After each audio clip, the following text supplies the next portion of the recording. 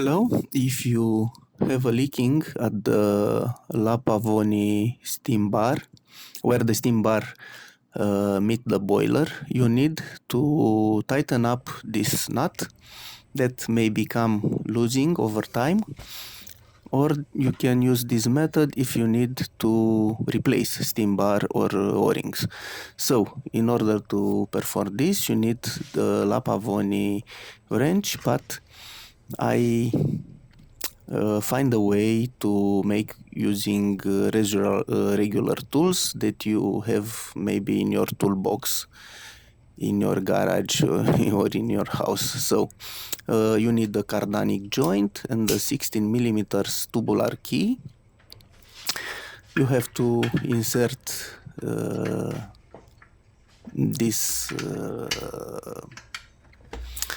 tools after you remove the group head from the boiler. Just fit into the nut and then use a regular lever to tighten the loosened nut. It's very easy, and I hope I was helping to solve this problem. Enjoy.